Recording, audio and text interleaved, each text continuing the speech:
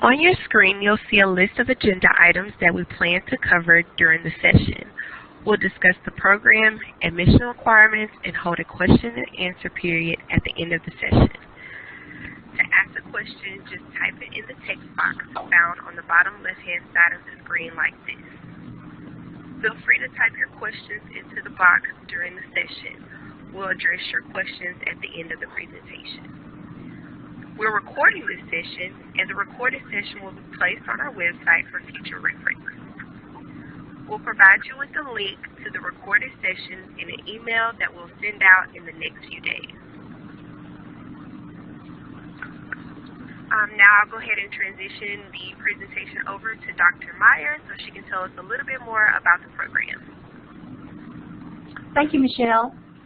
The program is designed to be very flexible. It's designed so that you choose the classes around your career goals. Usually what we do when students are interested in the program is to really talk about what it is that you want to accomplish by completing this degree. There are really only two required courses, a research methods course and then a capstone experience. The other courses that you'll take are from any of the areas within the College of Human Environmental Sciences. We have a variety of students who are enrolled in our program. Most of them work full-time.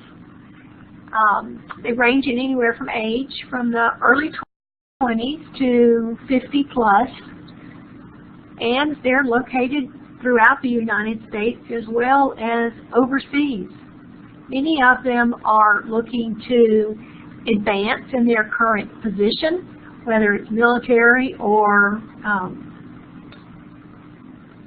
something in the private sector, or other students are looking for retooling and possibly career changes. The program consists of 30 credit hours. All of the classes are online. We tend to be very flexible in our online classes, knowing that you are generally working and have family commitments. So it is available for you to do at the times of the day that are most convenient for you.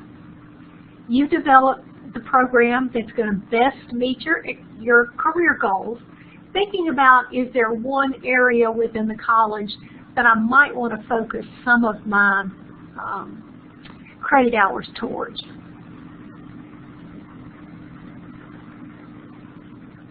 Classes are taught by UA faculty. The faculty actually develop the courses and teach the courses. Taking the program, usually most students complete it in 2 years because they are only taking 1 or 2 classes. The graduate school will allow you to take up to 4 classes a semester, but working we only recommend 2 classes, if that, depending on the amount of time that you can dedicate to the studies. We accept applications all year round. The university does have a recommended timeline in the graduate school, but I have accepted students up to the day before classes started. Here you can see an example of a program overview, and if you'll notice that this particular student took a lot of their classes in our consumer sciences area. So that is something that you will determine depending on your career goals. And you can see the 2 required courses, the HES research methods, and then either another research that you're doing a project in or a capstone project.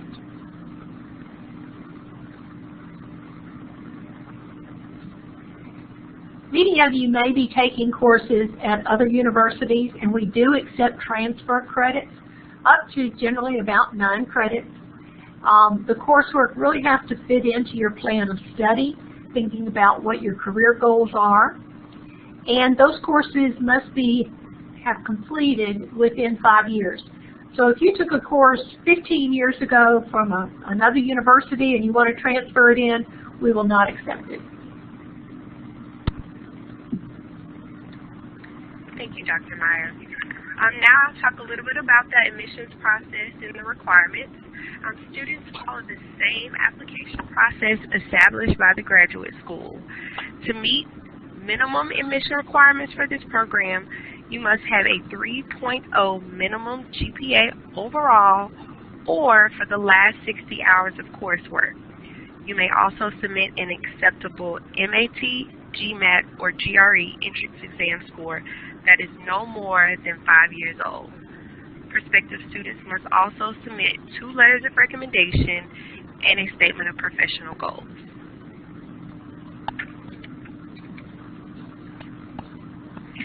Distance learning students pay a flat hourly tuition rate regardless of residency.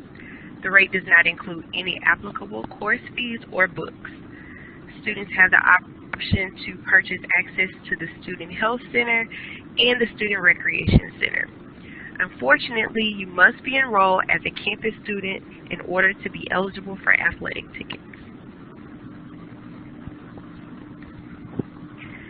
The College of Continuing Studies offers scholarships to students who are enrolled in Bama by Distance degree programs.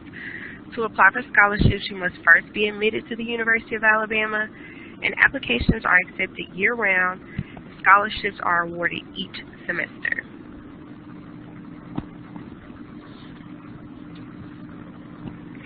As a distance learner, you will have the same access to the same resources available to campus students.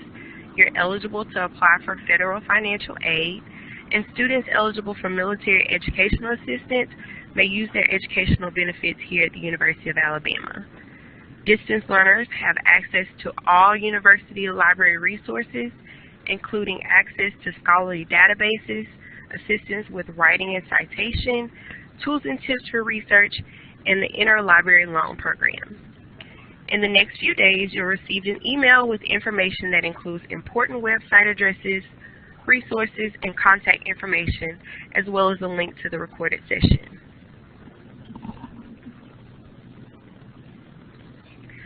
I want to thank you all for participating in our session today. We'll now transition to a question and answer period. On the screen also we have the contact information for myself. My name is Michelle. I'm an admissions counselor, as well as Dr. Meyer. If you have any questions, please feel free to reach out to us. But I do want to ask Dr. Meyer a couple questions. We talked about earlier the courses and how students can kind of choose their courses based off of their career goals. Is there anyone that will take a look at what their career goals are and help them decide which classes they need to take in order to accomplish the goals that they need to?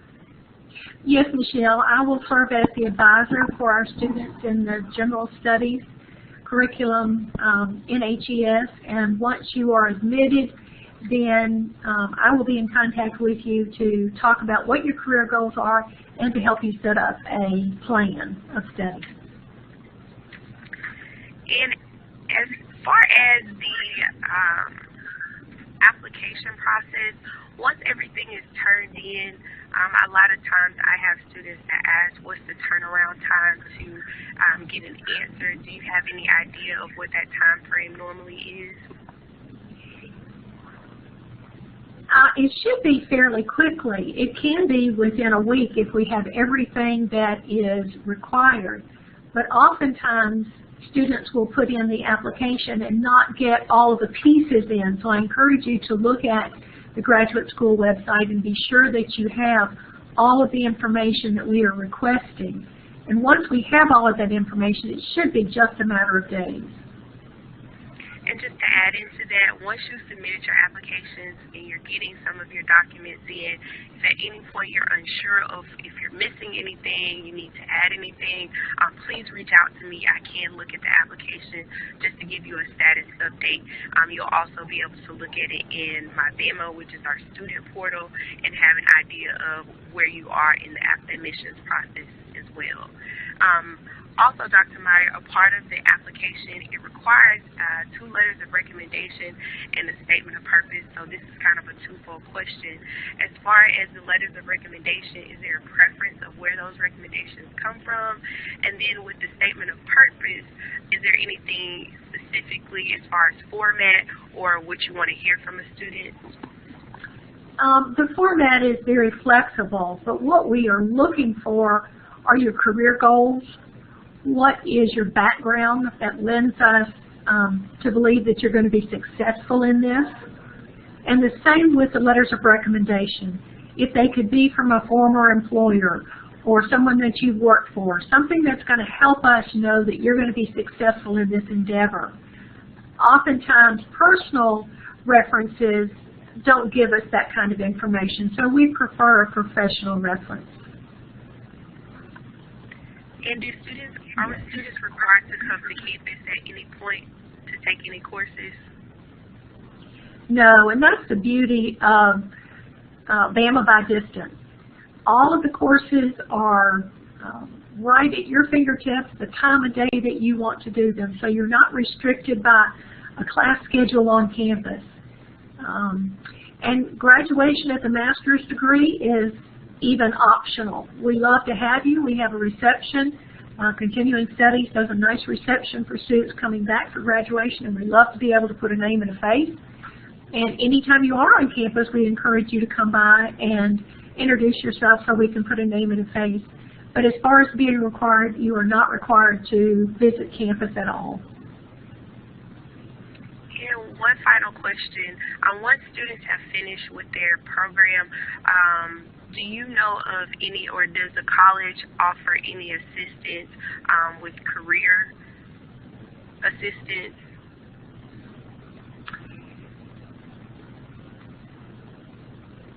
Michelle, I've never had that question asked, but most of the students that are graduating with us already have a job. They're out there working. Now, that doesn't mean that everyone is. I have personally contacted some companies that I know and have put students in contact with them if I happen to be very familiar with their study area. And I have recommended some other faculty to work with them on jobs. But as far as a formal office for that or a formal service, we do not have that. And just to add on to it, for the distance learning students, we do have a service. It's called Career Beam that is offered to distance learning students where they have access to helping with resumes, job postings, things like that. Once you're admitted to the university, we typically have an orientation that you all can go through, and it'll highlight some of those resources for our newly admitted students as well. So I just wanted to throw that out there because sometimes we do get those questions about after they've finished. Those are all the questions that I normally get, Dr. Meyer. I truly appreciate you joining me today. Do you have any final words or thoughts that you would like to leave us with? It's been my pleasure sharing our program with you, and roll tide. Thank you so much, Dr. Meyer. I hope everyone has a great day, and roll tide.